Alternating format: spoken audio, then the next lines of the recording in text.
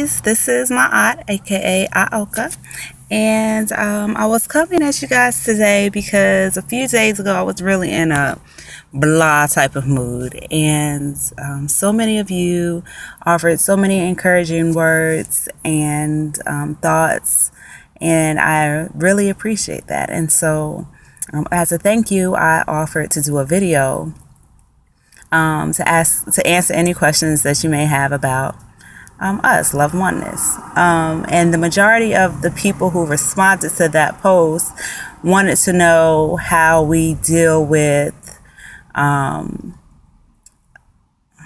guess, anger or breakthrough. They say breakthroughs, or how we work through the hard times, the heavy stuff.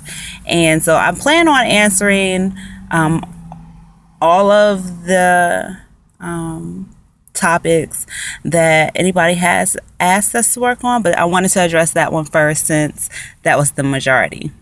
And I only have a few minutes because I'm at the plantation, so this won't be long-winded.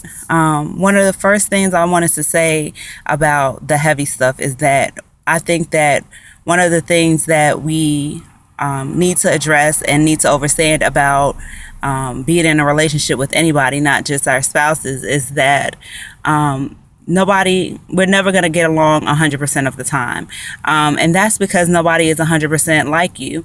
The way you think, the things that go on in your mind plays out only in your reality. So we can't expect that anybody else can think exactly like we think 100% of the time, because most of the time we can't even really get along with ourselves that well. So with that being said, and I'll say this too, within the last year, my love and I have been through some really heavy stuff. Really, really heavy stuff. But one of the things, there's a few things that we do during the heavy times. One of the things is that I have gotten an astrology reading. We have gotten an astrology reading of our compatibility, of our synastry. And that tells us what our strengths are, what our weaknesses are, and how we handle different things. So automatically, I already know a lot about how my love handles things and how I handle things. So that was one of the first things.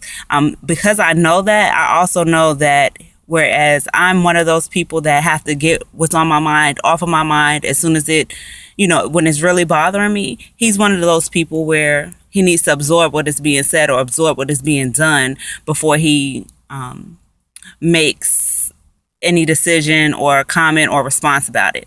In the beginning, that was really hard because I thought that he wasn't paying attention to me, that he didn't care about what I was saying to him. But then over time, that's, we discussed it, and I understand that that's the way he takes things in, as well as the synastry of the astrology charts.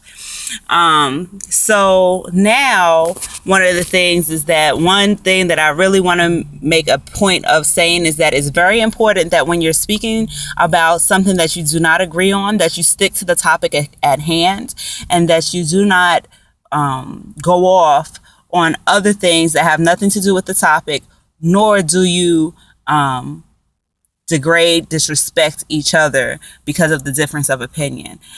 Because a lot of times when you do that, when we start disrespecting and degrading each other, then those are the things that stick well past the disagreement.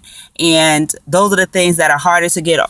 I see the streak. I'm trying to get rid of it. Oh, it's because sorry, I'm in my car and the sunroof was open. So I think that was the glare. Okay, that might be a little better. So that's one of the things too. Like, we have to be careful of the fact that we don't want to hurt anybody's feelings. What we want to do is talk about this topic that's at hand. And then also too, for me, one of the things that I do, like if it's something that's really bothering me or something that is really can be a heated conversation, I will take some time to be silent about it, to really think about it, to make sure I'm thinking about the points and not what my mind is making up on its own. And I might even go through my own rituals of taking a bath first, cleansing myself of any negative energy. When I decide that I'm ready to talk to my love, I light candles, I burn incense, I call on the ancestors, and I ask them to really be in the midst of the conversation and let it be a conversation where we're not talking at each other, but we're trying to overstand and understand or understand each other's point of view.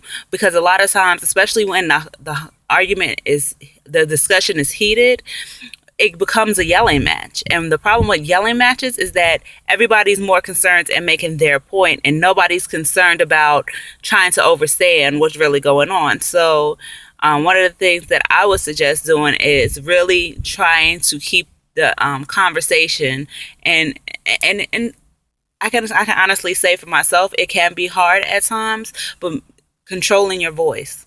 There's no need to yell, especially when you know that you love this person and all you want is for them to hear you out. And also remembering that you want to hear them out as well, because ultimately you're trying to come to a resolution. And sometimes a resolution is to agree to disagree, and that's fine too, but you don't want to get so caught up in the heavy stuff, so caught up in the topic of conversation that it ends up insulting and really causing pain and hurt emotionally, mentally, and I don't even get into the physical stuff. I'm not with putting your hands on nobody, male, female. I'm not with that anyway. So that's kind of how we deal with it.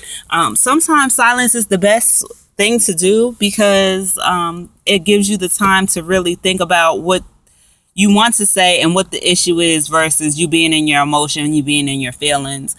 And also understanding how your spouse deals with the heavy stuff too can help you both to be able to deal with it as a team instead of individually. And one of the last things I'm going to say, because it's already at 7 minutes, and once again I'm at the plantation.